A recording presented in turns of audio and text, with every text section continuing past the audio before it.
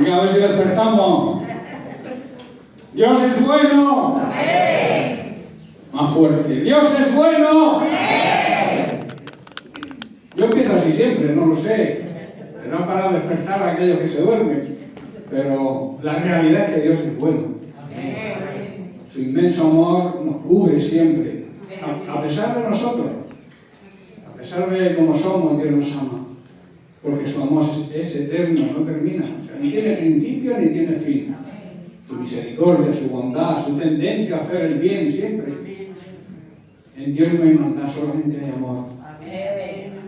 Bueno, pues bienvenidos a todos. Es una alegría estar de nuevo con vosotros. Un saludo a los que nos siguen por las redes sociales. Y también agradeceros que estéis aquí. Yo no sé si sabíais que iba a venir yo. O sea, es una sorpresa. Pero yo soy de esta iglesia, yo pertenezco aquí, yo puedo venir cuando yo quiera, ¿no? No, el trabajo, que hay mucho trabajo, no sabéis el trabajo que hay en Bula, pero bueno, ahí estamos, peleando y luchando. Pero ya, a mí me encanta venir aquí, porque aquí es donde yo empecé a crecer espiritualmente. Yo me convertí y empecé a venir aquí, empecé a venir al barrio de San Andrés, donde empezó la iglesia, Alcantarilla, y luego me pasé aquí. El Señor me trajo aquí a esta congregación junto con mi familia. Y aquí hemos crecido todos. Nos hemos hecho abuelos, ya casi bisabuelos. Ya tengo un nieto que va a cumplir 21 años, y cualquier día pues se casa y me hace bisabuelo. Que no me sale bien la palabra, porque hasta abuelo va bien la cosa, pero ya con bisabuelo es duro, ¿no? Que no pasa nada. Bueno, pues vamos al tema. Vamos a dejarnos de tontería y vamos al tema. Quiero hablaros de la santidad. No sé si os suena la santidad y cómo tiene que ser una iglesia, ¿no? Quiero deciros que la santidad es una orden de Dios, su iglesia. O sea, no es una opción. No es un, si quiero soy santo y si no, no. Es un mandamiento. La iglesia de Jesucristo tiene que vivir en santidad. Es una orden de Dios. Pero yo siempre pongo título a mis mensajes y le he puesto eso. Santidad, una orden de Dios a su iglesia. Quiero hablaros de la santidad. Pero claro, para hablar de la santidad también tengo que hablar de algo que se opone a la santidad, que no es otra cosa que el pecado. La santidad y el pecado no comulgan, no se llevan bien. Son como el agua y el aceite. No unen. Si hay santidad, está Dios. Si no hay santidad, Dios mira hacia otro lado. Amén. Esa es la realidad de lo que la Biblia nos enseña. Y hay una verdad, digamos, central en todo esto, que es una realidad que somos salvos por gracia. No merecida, pero por gracia somos salvos. Jesucristo murió por nosotros, dio su vida, y al entregarnos a Él, al reconocer ese sacrificio, Dios nos regala la salvación. Pero la salvación se conserva viviendo en santidad. Pues de ahí lo que quiere decir Pablo en Filipenses capítulo 2, versículo 12, en la segunda parte del versículo dice: ocupaos en vuestra salvación con temor y temblor. ¿Qué significa ocupaos en vuestra salvación? Ocupar significa procurar. También significa esforzarse, afanarnos en la salvación, llevar a cabo la salvación, terminar la salvación, que la empieza el sacrificio de Cristo. Al aceptarlo yo recibo la salvación, pero la conservo si mantengo mi vida en santidad. No hay otra opción. Y Pablo está diciendo eso: debéis procurar, debéis afanaros, esforzaos, llevar a cabo y trabajar con un santo temor. El temor a Dios es la honra, el respeto y la obediencia que le debemos. Y eso es vivir en santidad, vivir en el temor de Dios. Debemos entender lo que significa ser salvo. Y luego, cuando lo entendemos, demostrarlo con nuestra santidad. Procurando llevar una vida santa, una vida que agrade a Dios, una vida que Dios diga: estoy orgulloso de mis hijos, estoy orgulloso de mi iglesia. ¿Sabéis que se acerca el acontecimiento de las bodas del Cordero? Estoy predicando esto varias semanas ya en Mula, sobre las bodas que se van a celebrar en el acontecimiento de la segunda venida de Cristo. Va a ocurrir eso, que Cristo viene a por su novia. Pero la novia está preparada para la boda. La novia vive en la santidad que requiere el esposo, Cristo. Dios no se va a casar con una novia que tenga manchado el vestido. Él busca una, como dice Apocalipsis, blanca, como el lino fino, resplandeciente, una iglesia pura, santa, que resplandezca como el lino. El lino es un tejido de un gran valor que se cultivaba en Egipto. El mejor lino que se conoce viene de Egipto. Los vestidos de los sacerdotes eran de lino. El éfod con que se vestían los sacerdotes y el sumo sacerdote era del lino más fino. Porque dice la Biblia que el lino representa las acciones de la iglesia, las buenas hechas, las acciones de la iglesia. Las obras no te salvan, pero demuestran que eres salvo. Y entonces se le ha concedido a la iglesia un privilegio enorme, ser la novia de Cristo. Pero para eso debe vestirse de lino fino, debe vivir en santidad pura, limpia, resplandeciente. El pecado es una realidad, hermanos, de la sociedad hoy en día, y lamentablemente también es una realidad y un gran problema en la iglesia. Hay pecado en la iglesia. Pecado que ya algunos ni lo ocultan. Hay mucha gente que dice: yo me llevo bien con el Señor, yo estoy bien con el Señor, y ves que viven en pecado. Es imposible estar bien con el Señor viviendo en pecado. No me cuadra.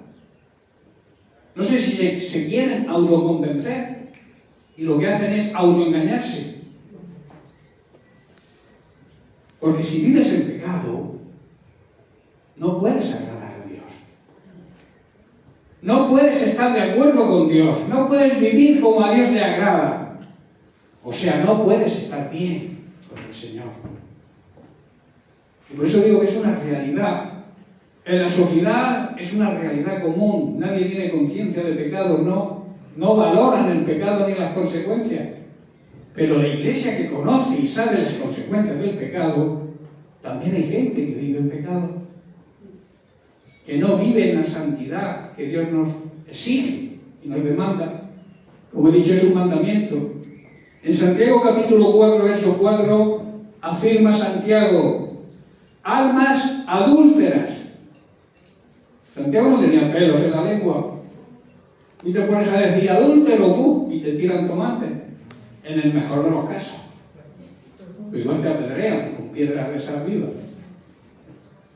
Pero dice: adúlteros, ¿no sabéis que la amistad del mundo es enemistad contra Dios? Cualquiera pues que quiera ser amigo del mundo, o sea, que quiera vivir de la forma que vive el mundo, que acepte y tolera el pecado, se constituye en enemigo de Dios. El pecado nos hace enemigos de Dios. No te puedes llevar bien con Dios, porque la Biblia declara que si vives en pecado, te conviertes en enemigo de Dios. Lo dice Santiago, no yo. No pongáis esas caras, que yo no tengo la culpa.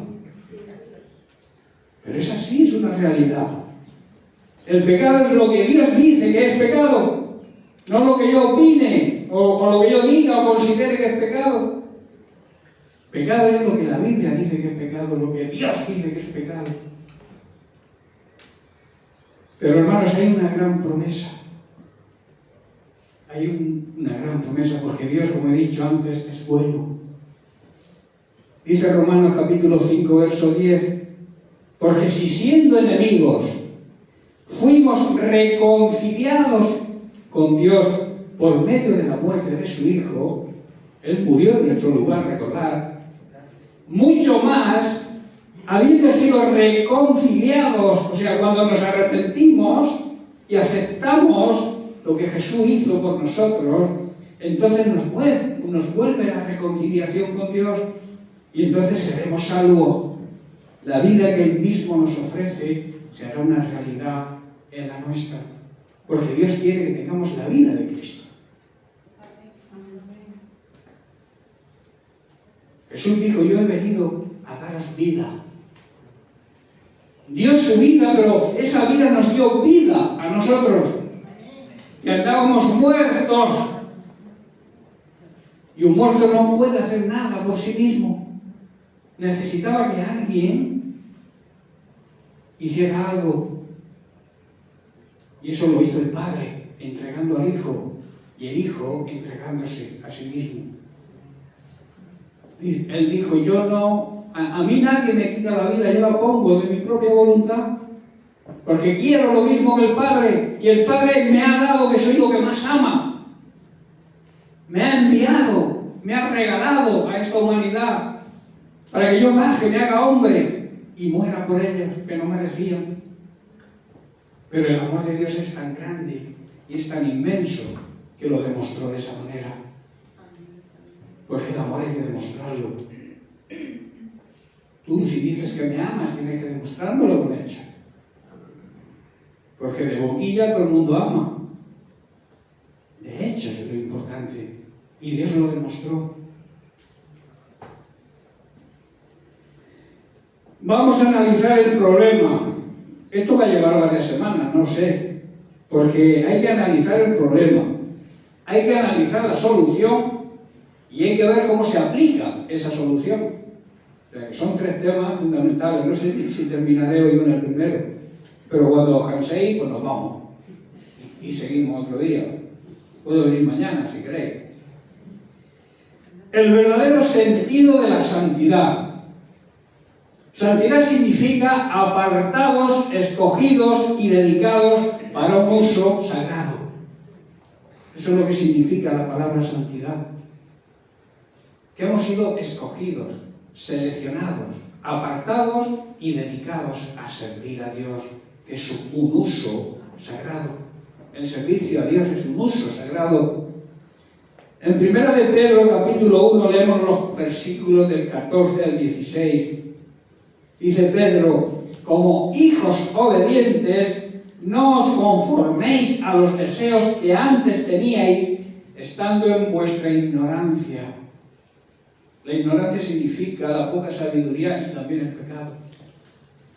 Andabais necios en una forma de vivir neciamente y también en pecado. Vivían como hijos desobedientes. Y Pedro dice: no te vuelvas atrás, no vuelvas a tu vieja manera de vivir, a tus antiguas pasiones, con el fin de satisfacer tus propios deseos. Lo hacéis, está diciendo Pedro, por ignorancia. Pero Dios vino a traernos la sabiduría, porque Jesucristo es la sabiduría personificada. Y cuando tú te centras en la palabra de Dios y buscas la sabiduría ahí, porque la palabra de Dios es el verbo hecho carne. La palabra de Dios, cuando hablamos de Cristo, hablamos de su palabra, porque su palabra es su voluntad. Y cuando nosotros buscamos sabiduría, a veces pensamos que tiene que venir alguien, un ángel del cielo, y decir: oye, aquí tienes con una varita mágica, toma sabiduría. Pero la sabiduría la tenemos. Nos falta la revelación. Pero tenemos al Espíritu Santo, que nos la revela.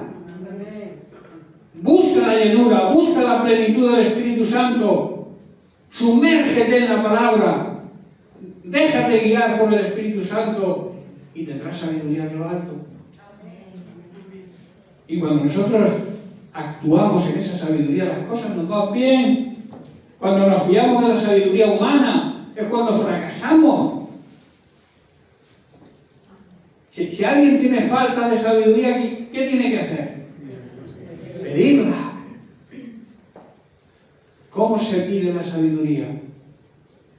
En oración, en meditación de la palabra, buscando la intimidad con Dios cada día, alimentarnos el Espíritu cada día de su palabra, y de ahí recibiremos la sabiduría.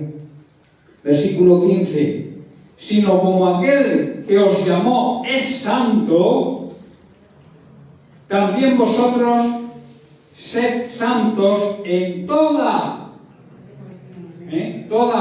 hago énfasis en toda, porque algunos son santos en algunas cosas, pero en otras como que no. Pero el apóstol Pedro está diciendo que tenemos que ser santos en todo lo que hagamos.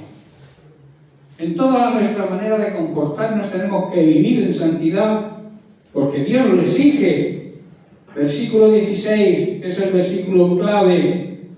Porque escrito está, sed santos, porque yo soy santo.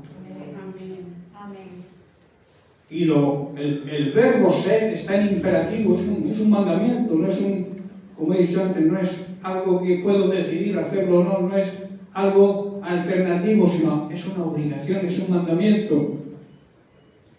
Yo pienso que como creyentes, muchos tienen un concepto equivocado del por qué Dios nos salvó o nos escogió para salvación. A lo mejor se piensan porque son más guapos que otros,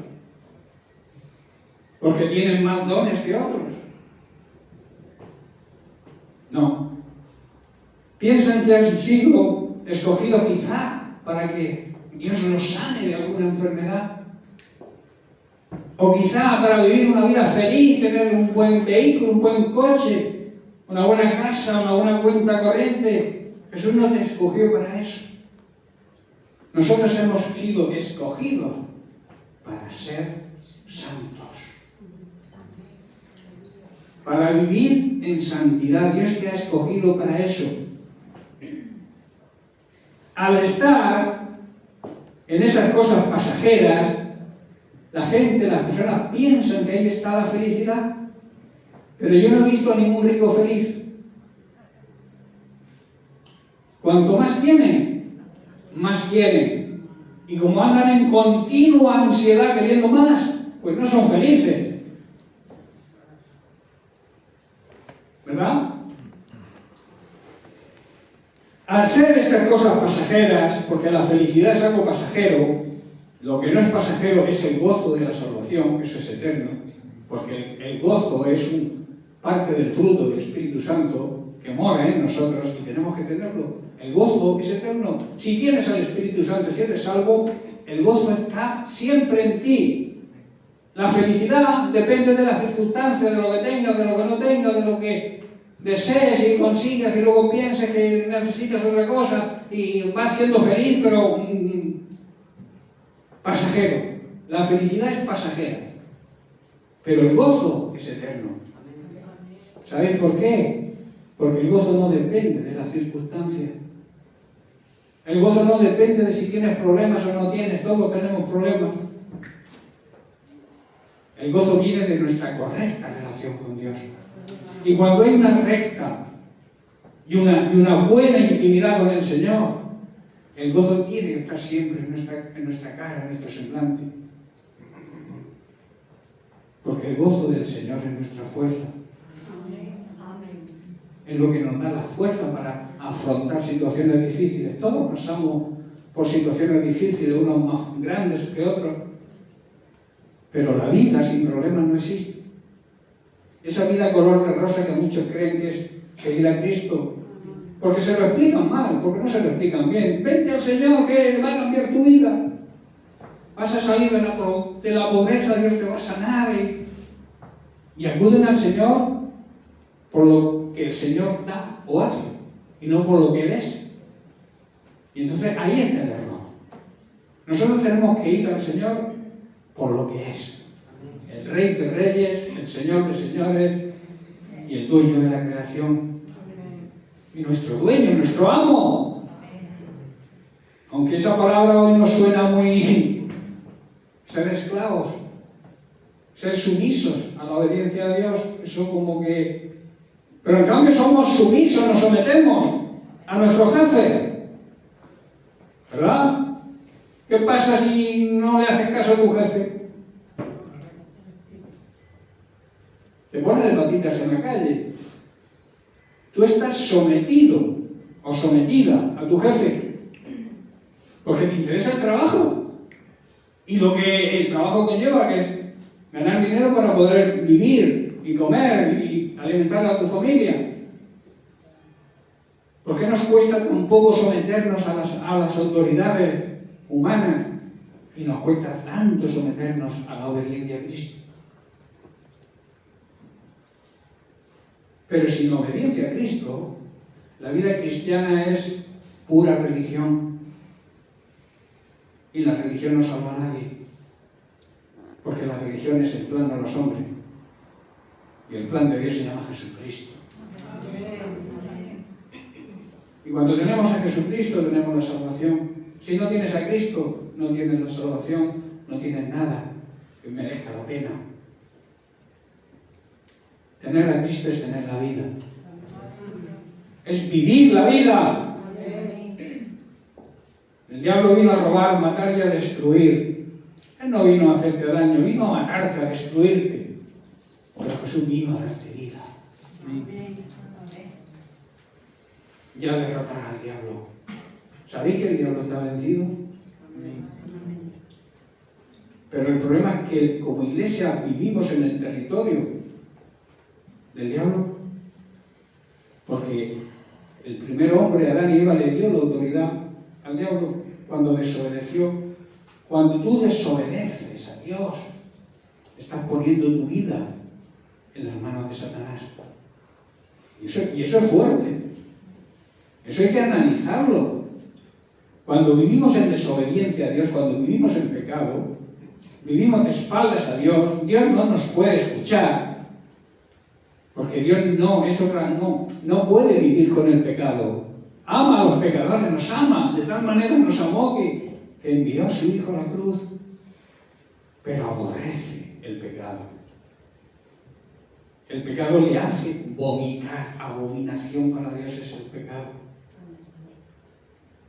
Entonces Dios no nos hizo para ser felices. Dios no nos hizo para sanarnos. O sea, no nos salvó para sanarnos. Dios nos llamó, nos salvó para ser santos. Y esto debemos recordarlo siempre, porque este es el propósito de nuestro llamado. Este es el propósito de Dios. Como individuos, como personas, individuos, y también como iglesia, como colectivo, como congregación, tenemos que vivir en santidad con el propósito, primero, de agradar a Dios, y segundo, que los demás vean en la santidad que vivimos y también puedan llegar ellos a ser salvos y a vivir en santidad también. Esa es la cadena a la cual la iglesia estamos encargados de hacer. Vivir en santidad para que otros también puedan recibir la salvación. Si tú predicas pero no acompañas lo que predicas con tus hechos, no vas a llegar a nadie. Puedes predicar de día y de noche, pero si tus hechos no acompañan a lo que predicas, no va a haber efecto ninguno. ¿Estáis entendiendo? Pero no os pongáis tan serio. ¿Qué remedio? Dios sigue dando oportunidades, que es parte de su amor. Dios tiene paciencia con nosotros. Y algunos creen que retarda su venida porque Él quiere hacerlo, pero Él la retarda con un propósito, porque quiere que todos lleguen al arrepentimiento. Quiere darles a aquellos que siguen y continúan viviendo en pecado, darles otra oportunidad. ¿Por qué? Porque Dios es amor. Y Dios sigue amando a los pecadores y sigue dándoles oportunidad. Pero va a llegar el último tren. Y el que no se suba, se quedará. En el libro de Hebreos dice que sin vivir en paz con los demás y sin vivir en santidad, nadie verá al Señor. Y eso tiene dos enfoques que hay que analizar. Primero, no verá al Señor actuando en su vida. No verá cómo el Señor hace milagros en su vida. Porque sin santidad no pueden verlo. No puede hacer nada el Señor. Aunque quiera hacerlo, no puede. Por eso no podrán ver al Señor obrando en su vida. Y en segundo lugar, no podrán ver al Señor cuando venga en su segunda venida. Porque andarán en sus líos, en sus conflictos, en sus pecados y no se darán cuenta que el Señor viene y que recoge a su esposa para celebrar la boda del Cordero. Yo quiero ser parte de esa novia, no sé tú. Pero debemos vivir en santidad. Debemos presentarnos a las bodas limpios, blancos y resplandecientes, sin mancha, sin pecado. Por eso el motivo principal de ser escogidos por el Señor, de ser su iglesia, su esposa, a la cual quiere Él desposarnos, es que vivamos en santidad, que como he dicho significa apartados, escogidos y dedicados para servir a Dios, que eso es un uso sagrado. En Juan capítulo 17, versículo 19, Jesús vemos que fue ejemplo de santidad. Dice, y por ellos, o sea, por nosotros, por ti, por mí, yo me santifico. O sea, yo me aparto, me dedico, me consagro a mí mismo, para que también ellos, nosotros, seamos santificados, para que seamos apartados y dedicados y consagrados. ¿En qué? En la verdad. ¿Quién es la verdad? Cristo. Cristo es el que nos santifica, hermanos, porque Él se santificó a sí mismo para santificarnos a nosotros, a todos aquellos que aceptemos su sacrificio y lo reconozcamos como nuestro dueño y como nuestro Salvador. Que a veces nos gusta aceptarlo como Salvador, pero nos cuesta reconocerlo como Señor. Y Señor significa dueño, el dueño de tu vida, el dueño de tu casa, el dueño de tu coche, el dueño de tu cartera. Peligro. Pero en el Salmo 24, verso 1, David dice que del Señor es la tierra y toda su plenitud, y todos los que en ella habitan le pertenecen a Dios. Todo lo que hay en esta tierra es de Él. Y si tú tienes algo es porque Él te lo presta. Vives de alquiler en tu casa. El coche también es de alquiler. Dios te lo presta. Y no te cobra alquiler, que eso es lo bueno. Pero nos exige la vida de santidad. Nos exige vivir apartados y dedicados para su servicio. Hebreos capítulo 10, versículos 9 y 10. Y diciendo luego, dice, he aquí que vengo, Dios, para hacer tu voluntad. Quita lo primero para establecer esto último. Y añade en el 10, y en esa voluntad somos santificados, somos escogidos. ¿Mediante qué? La ofrenda, el sacrificio del cuerpo de Jesucristo hecha una vez y para siempre. Dicho de otra forma, que podamos entenderlo mejor. Dice, aquí estoy, he venido para hacer tu voluntad. Él, Dios, anula las exigencias del primer pacto para que el segundo pacto entre en vigencia. Pues la voluntad de Dios fue que el sacrificio del cuerpo de Jesucristo nos hiciera santos una vez y para siempre. Quita lo primero. ¿Qué quiere decir que quita lo primero? Que las ofrendas, los sacrificios, los holocaustos que se hacían por el pecado fueron prescritos por la ley, o sea, fueron ordenados en el primer pacto, en el antiguo pacto, pero Dios los anula para establecer el segundo pacto, el pacto de Cristo, el pacto de la gracia. Dios quita, anula las exigencias, vuelvo a repetir para que lo entendáis, del primer pacto para establecer el segundo pacto. Nosotros vivimos en el nuevo pacto.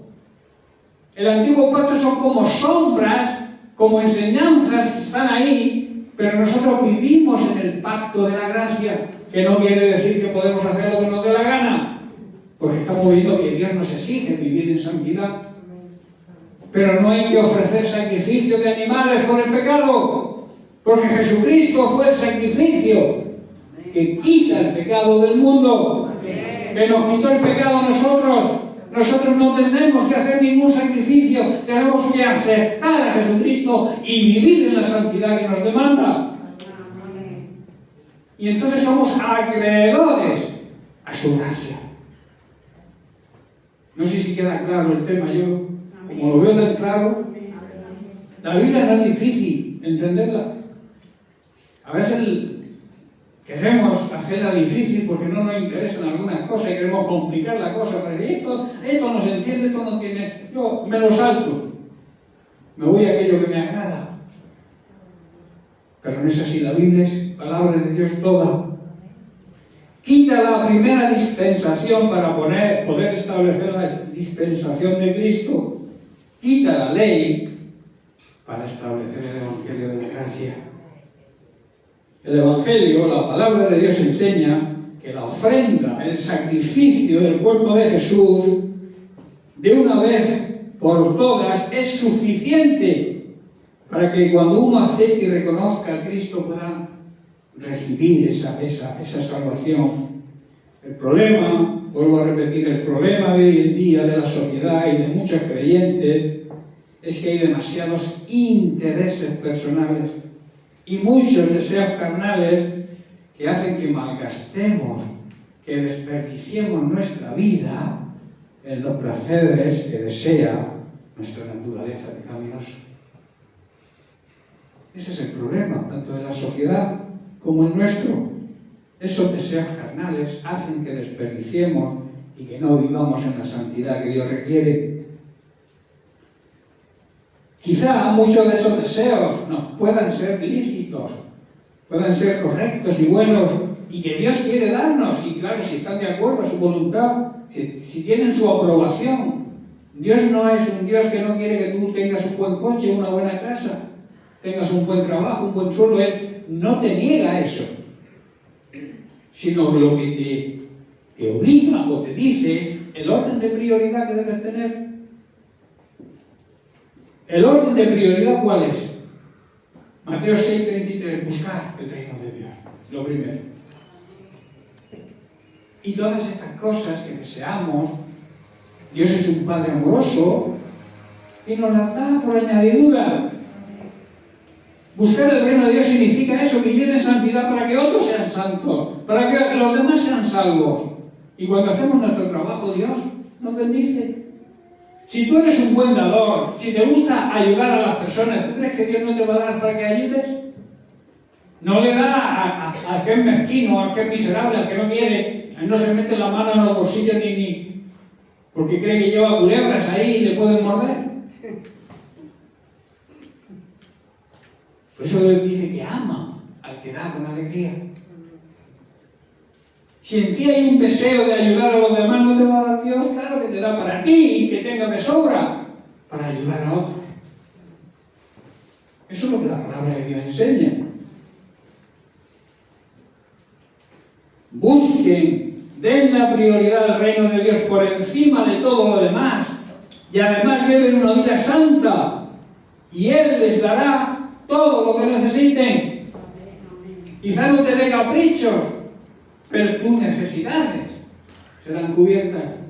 Y de vez en cuando también nos concede algún capricho, como los padres con los hijos hacemos. Si los hijos vemos que son obedientes, que son buenos hijos, que nos aman, que nos llaman por teléfono, que están pendientes de nosotros, pues nos gusta hacerle algún regalo, aunque no tengan necesidad, ¿verdad? Pero al hijo que ni te llama, que se pasan años y no te llama por teléfono y te pregunta, papá, mamá, ¿cómo estáis?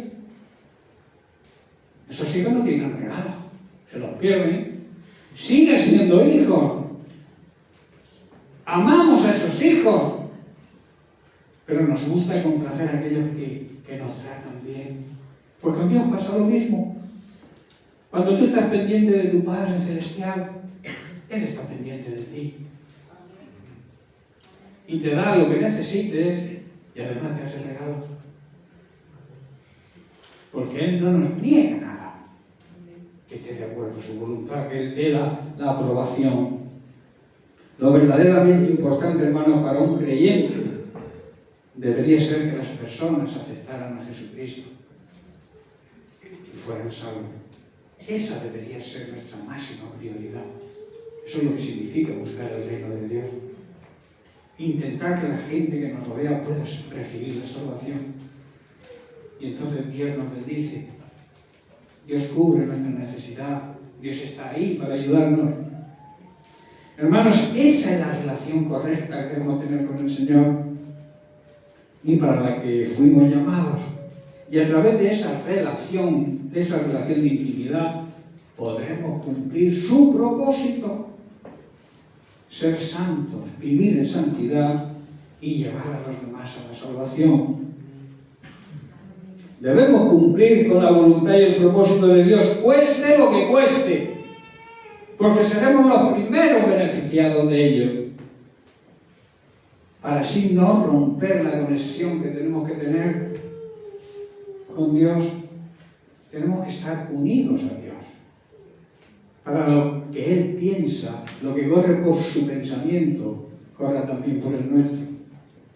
Jesús dijo, yo soy la vid verdadera. Separados de mí, ¿qué vais a hacer? No podéis hacer nada. Lo dice en Juan capítulo 15, verso 5. Yo soy la vid, vosotros sois las ramas. Los que permanecen en mí, o sea, esos que están conectados a mí y yo en ellos, producirán mucho fruto. Una rama cortada no produce fruto. Es imposible, se seca. Eso nos pasa cuando vivimos cortados de la vid verdadera que es Cristo. Y si estamos conectados a ella, esa conexión es buena, vamos a producir fruto, y el fruto de la salvación. Es importante entenderlo, que el principal fruto que debemos producir es la santificación para que la gente pueda ser salva, viendo nuestro ejemplo. Esa es la clave. Permanecer unido a Cristo es lo que hará que produzcamos el fruto de la salvación en los demás. La santificación, la santidad es un regalo que no solo Dios nos dio, sino que nos continúa dando para que se manifieste cada día en nuestra vida. No es algo que nos dio y hasta sigue dándolo cada día. Hermanos, como hijos obedientes de Dios, debemos vivir en la santidad por medio de su Hijo Jesucristo, que Él es quien nos santifica realmente y nos llamó a ese fin, a vivir apartados, a vivir dedicados a un uso sagrado. Dios nos ordena, sed santos, porque yo soy santo. De aquí podemos llegar a la primera conclusión. No sé qué tiempo llevamos. ¿Qué tiempo llevamos? ¿Cuánto? Son las 8:20. Ya, pero ¿a qué hora he empezado? A menos 20 más o menos. ¿Para que llevo cuánto?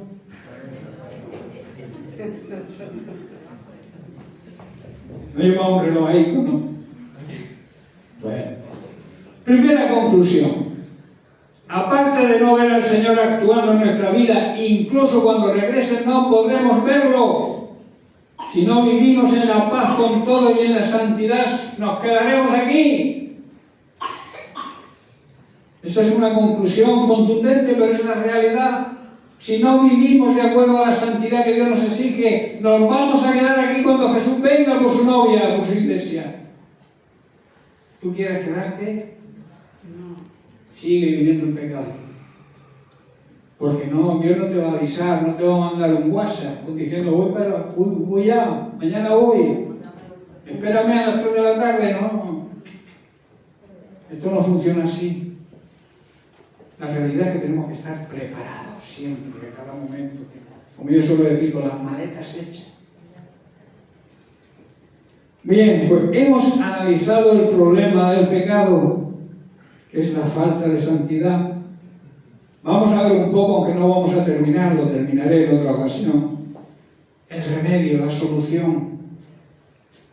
La Biblia enseña la necesidad de examinarnos a nosotros mismos, ver cómo vivimos, no fijarnos cómo viven los demás, primero tienes que fijarte cómo vives tú y cómo andamos, y si andamos de acuerdo a la palabra de Dios. El autoexamen es una necesidad para buscar el remedio al pecado y poder vivir en santidad. Para poder servir a Dios, hermanos, es necesaria la santidad. Dios no te va a usar si no vives en santidad. Podrás hacer lo que quieras, esforzarte todo lo que quieras, pero Dios no te puede usar. En Josué, capítulo 24, versículos 19 al 21, vemos a Josué advirtiendo al pueblo. Dice, entonces Josué advirtió a los israelitas, vosotros no sois capaces de servir al Señor, porque Él es Dios santo y celoso. Josué les está reclamando al pueblo la santidad que es necesaria para servir a Dios. Y añade, no les perdonará su rebelión ni sus pecados. Y aquí quiero hacer un énfasis, y esto lo está diciendo Josué, porque Dios sí perdona, claro que perdona, pero debe haber un arrepentimiento, y cuando hay arrepentimiento Dios perdona. Y el versículo 20, luego Josué les habla del motivo por el cual Dios no perdona, es si abandonan al Señor y sirven a otros dioses. Y si observáis, esos dioses en la Biblia están con minúscula. Cuando servimos al Dios verdadero, está con mayúscula. Entonces, esos dioses son idolatría. Llámese como se llame, no solamente una imagen. Un hijo puede ser un ídolo. Un esposo, una esposa, tu trabajo puede ser un ídolo. Es lícito el trabajo y hay que trabajar para ganarse el pan cada día. Pero a veces trabajamos más de la cuenta porque somos ambiciosos. Queremos tener más y más y desperdiciamos la vida. No disfrutamos de la familia ni de la iglesia, porque nos esforzamos demasiado en trabajar con fines avariciosos. Por eso dice, todos esos dioses, Él se pondrá en contra, o sea, se hará enemigo de vosotros y los destruirá. Hay un peligro cuando ponemos a un hijo, un esposo, una esposa por delante de Dios. Podemos perderlos. Eso es lo que yo entiendo ahí. Los destruirá, aunque les haya hecho tanto bien en el pasado. Hay que vivir el día a día. La obediencia de ayer no me sirve para hoy. Hoy tengo que seguir en obediencia a Dios. Pero veamos qué reacción tuvo el pueblo, que creo que fue la correcta porque se autoexaminaron. En el versículo 25 dijeron, pero los israelitas respondieron a Josué, eso no, nosotros serviremos al Señor. Una decisión digna de imitar, ¿no? Estamos equivocados, nos hemos dado cuenta. No servimos al Señor como debemos porque hay contaminación en nuestra vida y pecado. Vamos a arrepentirnos y vamos a servir al Señor. Dejando el pecado, claro. Dios, que es un Dios 3 veces santo, demanda de nosotros santidad. Y además dice que es un Dios celoso. Esas son las dos palabras que resaltan en este pasaje.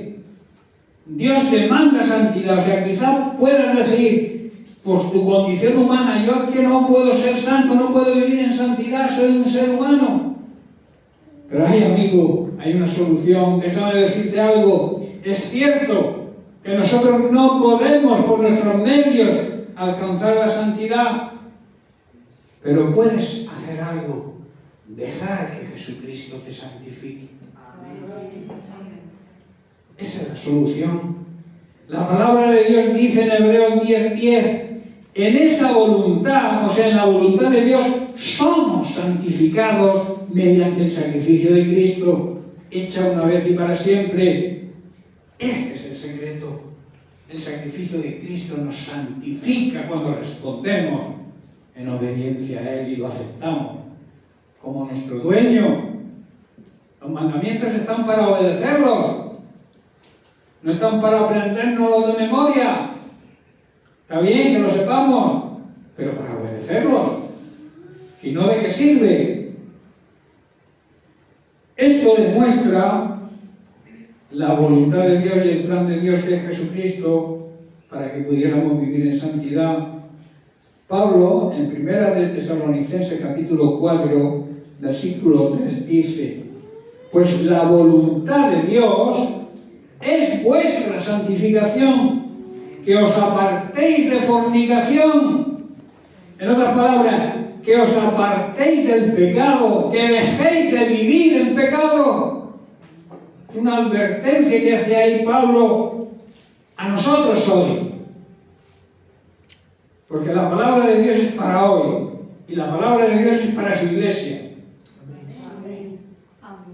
Los tesalonicenses eran iglesia, y nosotros somos iglesia, y la palabra va dirigida a los creyentes.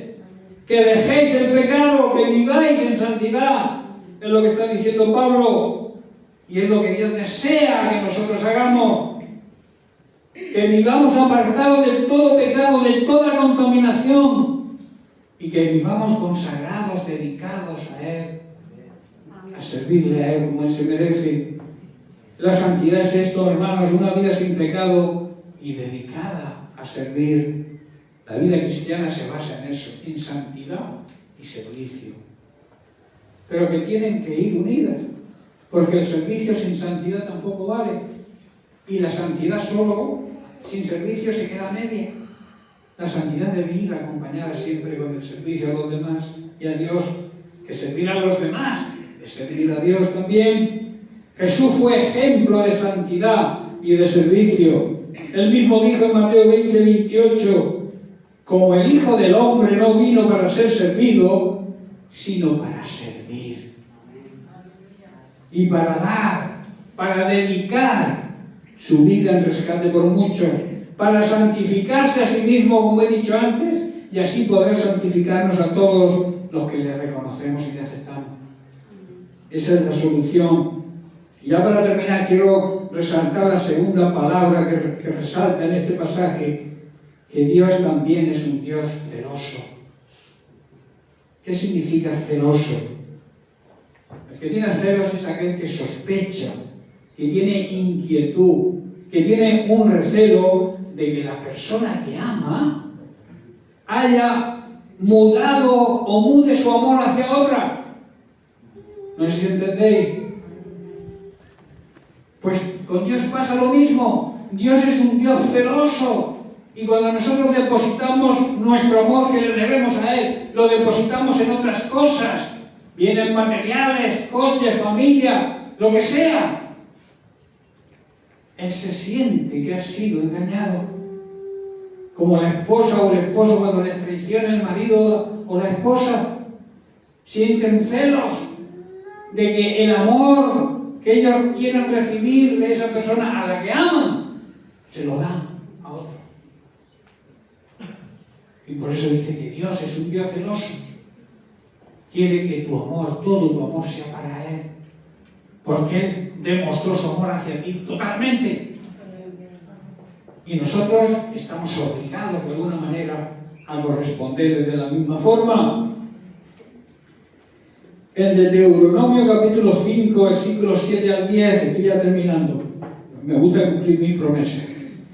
Dios habla, dice, no tengas ningún otro Dios, con minúscula, aparte de mí. No te hagas ninguna clase de ídolo ni imagen de ninguna cosa que esté en los cielos, en la tierra o en el mar.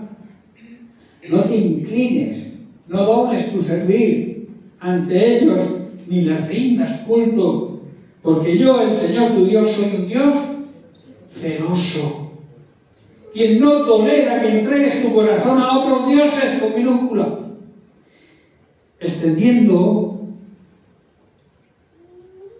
los pecados, o sea, la consecuencia del pecado de los padres sobre los hijos. Toda la familia de los que me rechazan, de aquellos que viven en pecado, será afectada. El pecado va a repercutir en nuestra familia. El pecado va a repercutir en nuestros hijos, en nuestros nietos, en nuestros bisnietos.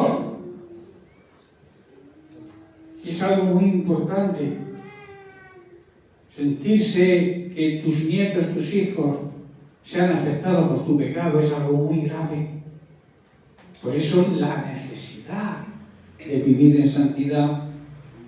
Pero dice el versículo 10, y esto es lo que debe animarnos, y yo os animo a que os agarréis a este versículo. Dice, pero derramo amor inagotable por 1000 generaciones sobre los que me aman y obedecen mis mandatos, o sea, los que viven en santidad. Dios no tolera que le entreguemos nuestro corazón a otros dioses. Por el contrario, Dios derrama su amor eterno, su amor inagotable sobre los que le aman y le obedecen. Dios, hermanos, y termino, tiene una gran inquietud por nosotros. ¿Por qué? Porque nos ama. Y le duele que cambiemos el amor hacia Él y lo pongamos en otra cosa, con otra persona, que es el pecado de idolatría. ¿Amén? Bien, pues lo dejamos aquí porque hay tema para un par de predicaciones más.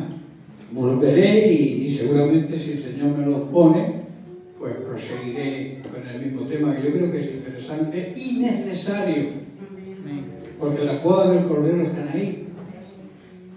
¿Tú quieres ser la esposa del Cordero? Abandona el pecado. Limpia tus vestiduras, que quiere decir, vive de acuerdo a la palabra de Dios, obedeciéndola. Que tus vestiduras sean limpias, blancas y resplandecientes.